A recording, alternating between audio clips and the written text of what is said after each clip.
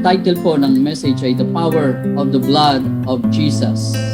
Power of the Blood of Jesus. Ating pong tema ay quoted ko po sa Ephesians 1:7, ICB, In Christ we are set free by the blood of His death. Ephesians 1:7 in International Children's Bible, ICB. Okay. Doon po sa binasa natin, verses 4 to 6, I'm reading NLT version. Sa NLT po, itong sinabi, even before the world, God loved us and chose us in Christ to be holy and without fault in His eyes. Loved us and chose us.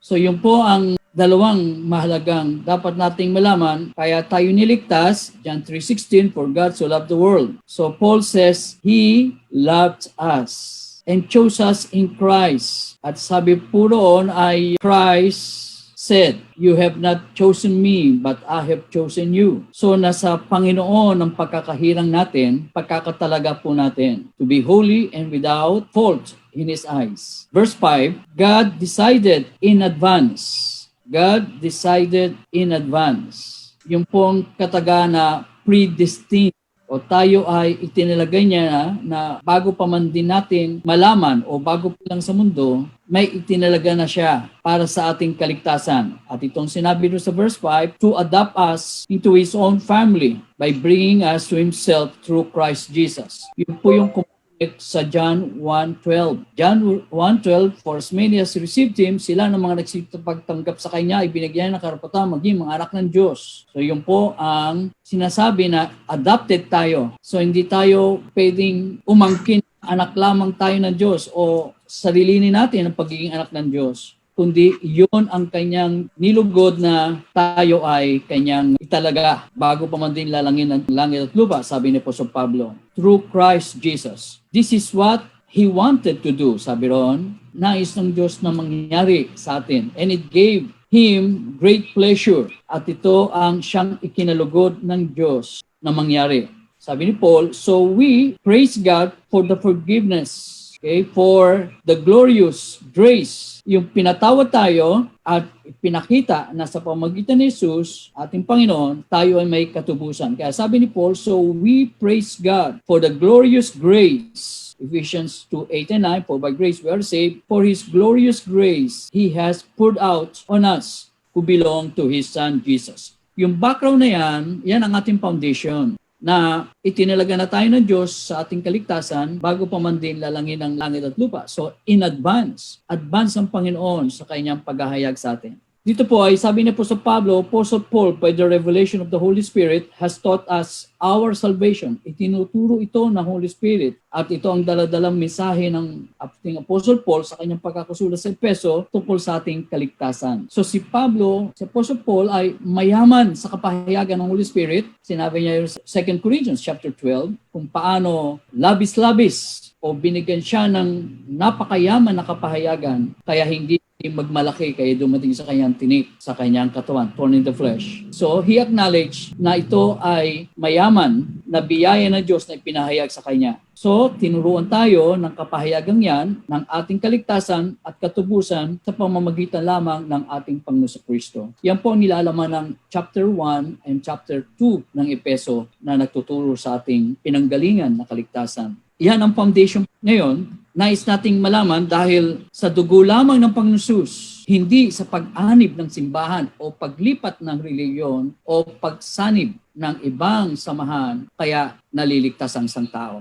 So mali po ang mga turo ng reliyon na yan. Iisa lamang ang paraan natin kaya tayo napabilang kay Kristo, nagkaroon ng kaligtasan, katubusan dahil sa pag-ibig ng Ama at tayo kanyang hiniram kay Kristo Jesus, kaya tayo ay napabilang sa Kanya. Ngayon, ibibigay kong ilustrasyon ay yung Exodus chapter 12. Okay? Dahil may kinalaman din po sa ating communion, may kinalaman sa protection at redemption natin sa nangyayari ngayon sa mundo. Punta po tayo sa Exodus chapter 12, mula sa verse 11. Okay, babasahin ko rito sa aking Bible, New King James Version, 11. Ito'y inutos ng Panginoon sa kanyang ikasampung salot na dumating sa Ehipto para lang lumambot ang puso ni Parao. At siya ay huling pinakitaan ito ng pagkamatay ng lahat ng panganay sa Ehipto, kasama ng mga hayop, all firstborn. Yung hayop ay kinakatawan sa economic activity or pinagkakitaan yaman ng Ehipto, at para yung agricultural life nila at pagpaparami ng mga hayop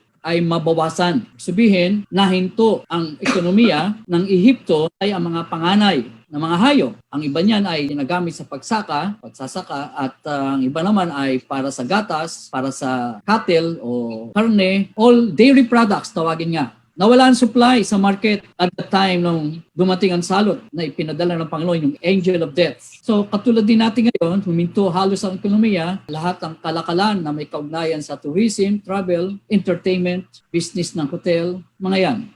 Pati mga restaurant ay sarado rin, by order na lang. So nung panahon ni Pharaoh, nang nagdala ang Panginoon ng nangyari na ang una niyang naispakita ng parusa ay kay sambayanan ni Parao, na yung kanyang anak na successor ay namatay. At ang Israel ay kailangan nakahanda sa utos ng Panginoon na maglagay ng marka sa amba o sa pintuan ng kanilang mga bahay para lampasan sila ng anghel ng kamatayan, the angel of death. Kaya dito po pinakikita ng Panginoon ang kalagahanan ng dugo.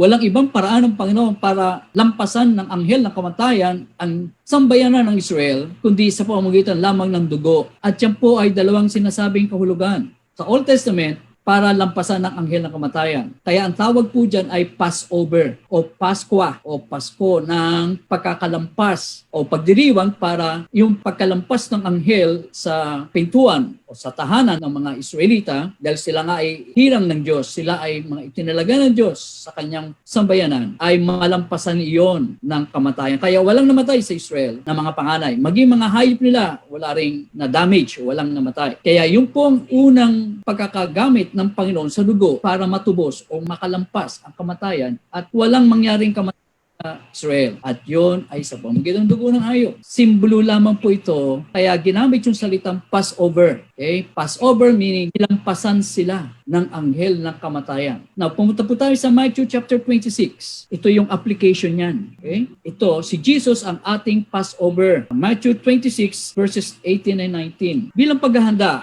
sa Paskwa, tawagin kasi niya sa Tagalog ay Paskwa. Inuutos ng Panginoon sa kanyang mga alagad na pumunta sa isang taong kakailanganin na masasakyan niya ng mule, yung kanyang asno, bilang pagdiriwang sa kanyang pagpasok sa Jerusalem. Ngayon po yun. Ibig sabihin, sa Lenten season, sa buong yon ay sinasabi na paghahanda, palaspas, papasok ang Panginoon sa Jerusalem, nasasalubungin siya ng mga palaspas o mga dahon, mga olives, leaves, palms, para kilalanin ang kanyang pagiging hari ng Israel o victorious triumphant king who will enter Jerusalem. Yung pong picture niyan. Yan ang inilalarawan ng pagdating ng Panginoon. Kaya sa araw ng Passover, pagdiriwang ng Paskwa o Pasko ng kanilang kaligtasan dahil nilampasan sila ng anghel ng kamatayan. So, yung Exodus chapter 12 na inutos ng Panginoon na Paskwa o Passover at itong Matthew 26 na paghahanda ng Panginoon sa kanyang pagpasok sa Jerusalem, po nyo, pati Katoliko ay na-cancel din ang kanilang palaspas. Pero pwede kang bumili ng palaspas daw online. Para saan pa yan? So hindi nila nakikita ang kalaganan over. Ang kanila ay palaspas. Hindi po yun ang mahalagang pagdiriwang. Ang mahalaga ay meron tayong katubusan, meron tayong hinampanan sa Panginoon at yung pagsunod natin sa pagkakatanggap natin sa Kanya, John 1:12, bilang Panginoon nating tagapagligtas, as many as received Him, to them He gave the power, the right, the privilege to become the children of God. So yun ang kinoconnect ni Paul sa binasa natin sa Ephesians chapter 1 verses 1 to 14 kung saan tayo nagsimula. Now, as an example sa Israel, nagsimula silang tubusin ng Panginoon sa kamatayan sa pamamagitan ng pagmamarka ng dugo ng hayop, papahid ng dugo sa kanilang pintuan o sa kanilang amba, kanilang mga tahanan. At dito sa Matthew 26, pagdiriwang ng Panginoon ang kanyang kapisanan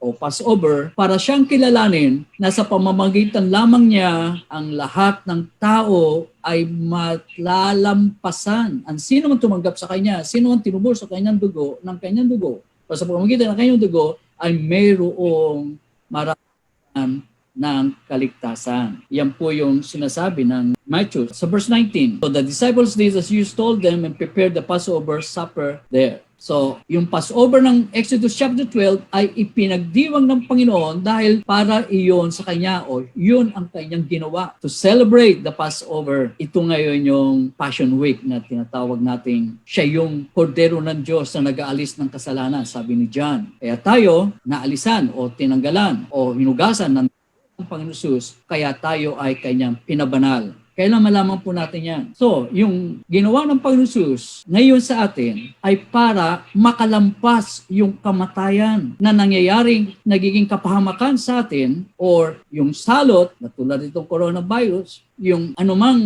kahirapan, anumang sumpa ng kasalanan ay hindi papasok sa ating mga tahanan. Yan ang dahilan kung bakit may Passover na celebration ng Panginoon dahil siya yung ating katubusan. Yan ang ibinibigay niya sa atin. Hindi lang basta't ngayon ay araw ng palaspas at sasalubungin ng Panginoon pero wala naman sa puso or anumang pangyayari na binabaliwala ang kanyang ginawa sa krus sa Kalbaryo kaya hindi tunay na ipagdiriwang ang kanyang Paskwa o ang kanyang ginawang katubusan sa atin. Kaya mahalaga po yan, mga kapatid, sa akin pong pagwawakas at akin pong tatapusin dito, yung application. Ang coronavirus ay parang death na sino mang matapatan yan, masalinan, mahawaan, ay magkakaroon ng infection, mauwi sa kamatayan. Dito po sa amin, gaya na sinabi ko ay sa tapat namin lang. Sabi ni Mang Tony, yung kapitbahay natin dito, yan ang unang nabalita nilang nagkaroon ng positive, infected ng COVID-19 at sinundo ng ambulansya ng Barangay Olympia at dinala sa PGH, hindi sa OSMAC, dahil hindi kaya siya doon sa OSMAC. So yun ang unang case ng COVID dito sa Malolos. Pangalawa, yung tapat ng bahay ni Dr. Kaidik, yung dentista. Pangalawa sa kanto. Yung pangalawang bahay na yon ay yun po yung 83 years old na matanda at positive nga po. Yun ang pangalawa. So ang ginawa ni Mayora ay dito sa tapat natin, nag-order o na-inutos na yung mag-disinfect sa kalsada at napakabaho daw. Mabuti na lamang nung lumabas yun o nagkaroon ng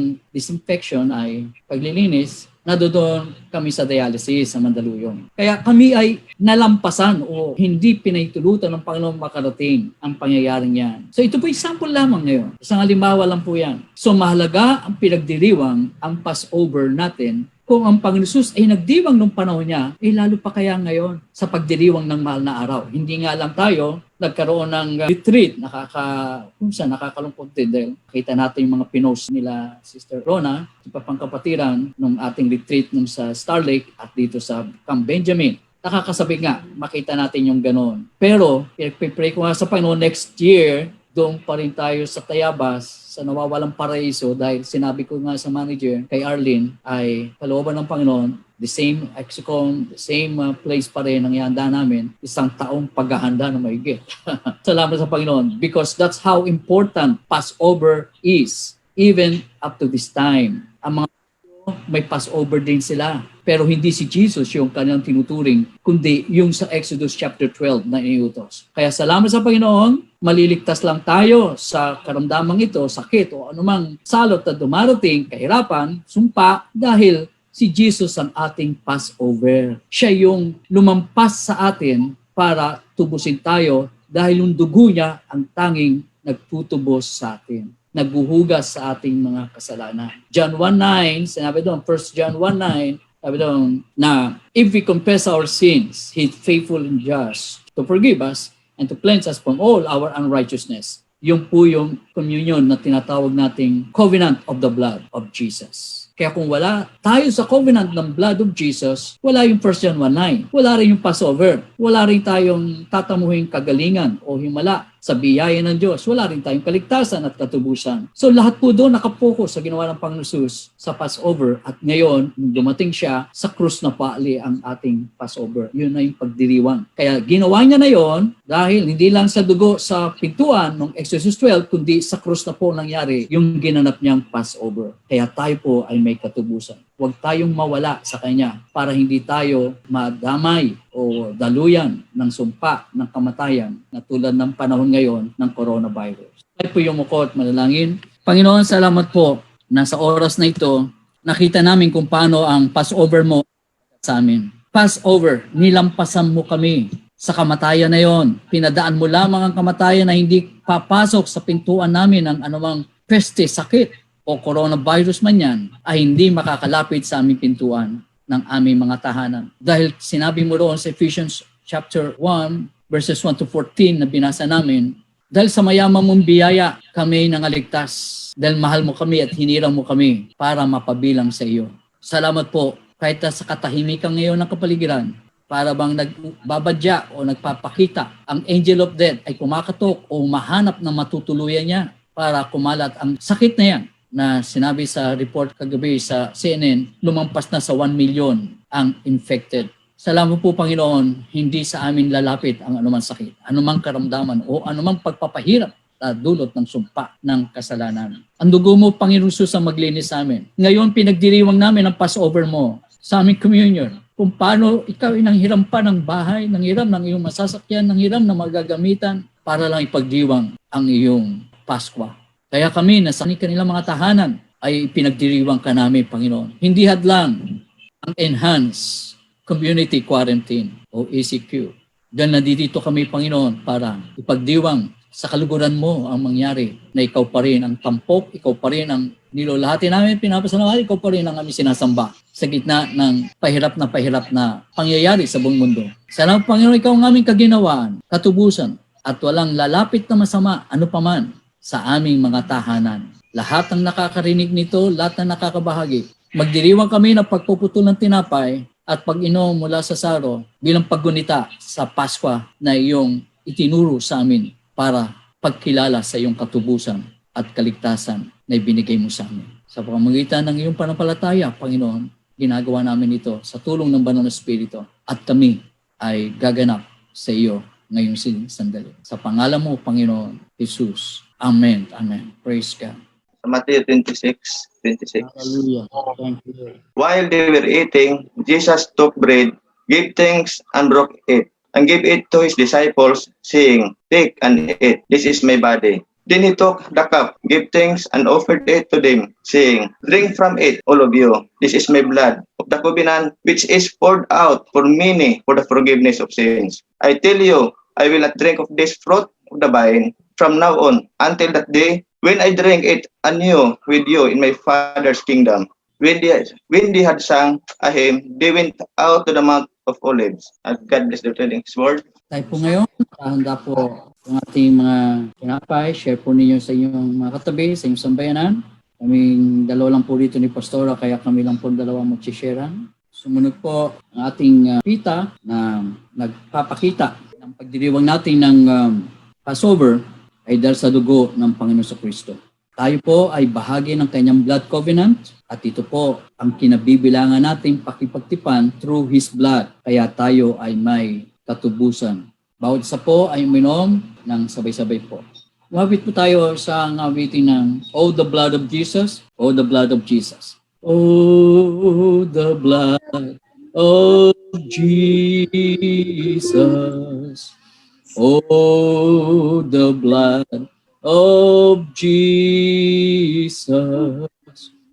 Oh, the blood of Jesus was shed at Calvary. Misa po muli. Oh, the blood of Jesus. Oh, the blood of Jesus. Oh, the blood of Jesus was shed at Calvary. Salamat po, Panginoon, at naganap namin ang kaluguran mo na ipagdiwang ang iyong Paskwa, ang iyong katubusan, ang ginawa mo huling hapunan nang bago ka ipagkanulo, bago ka kahirapan at mamatay sa krus sa Kalbaryo, aming kinikilala ang iyong tipan. Because of your precious blood, we have this everlasting covenant with you, and that is the redemption of our body, soul, and our spirit. Salamat, Panginoon, pinapanalangin din namin ang mga kapatid namin di namin nakasama kung kulang ng teknolohiya teknolohiya, wala silang connection. Salamat po, Panginoon. Sa susunod, kung loobin mo na doon na kami magtiwang sa iyong sanctuaryo, aming patuloy na gaganapin ang komunyong ito sa iyong kalooban. Salamat po sa katugunan mo sa aming pangangailangan at tubusin mo rin ang bawat kapatiran na may karamdaman, kahinaan, dumating sa ganong na mga bagay na naging kahinaan nila na nangyayari. Upuin mo ang bawat isa na palakasin, pagalingin, at pagginawain sa kanilang mga pangangatawan. Maging sa mga hanapbuhay, mga pinagkakitaan na nahinto pansamandali lamang ito, Panginoon, sa maikling panahon. Huminto man ito, subalit ibabalik mo ang nawalang pinagkakitaan, ibabalik mo ang galang hanapbuhay, ang mga kumpanya, Panginoon, ay aahon, makikita namin take off sila at babalik muli ang normal na kabuhayan. At salamat po, babalik mo ang biyayang yan na kahit na di isang buwan man nahinto o ilang linggo man nahinto, subalit ibabalik mo ito ng matiwasay, maginhawa at masagana. Yung mga nawala ay kaya mong ibalik, Panginoon, na pinagkakitaan at upang ang gawain mo ay patuloy na sumulong, munlad at gumanap sa iyong kaluguran. Salamat po, Diyos, sa lahat ng nakaisa namin at sa mga hindi namin nakaisa at sa mga pamilya namin sa iba-ibang lugar. Salamat po, pinagbuklod mo kami para ikaw may taas, ikaw malulati, ikaw masamba namin dahil kami kabilang na sa iyong tipan, the blood covenant with Jesus. Salamat po, Ama, Panginoon sa Banal Espiritu, sa bawat kasagutan ngayon at magpasawalang hanggan. Amen at Amen. Praise God.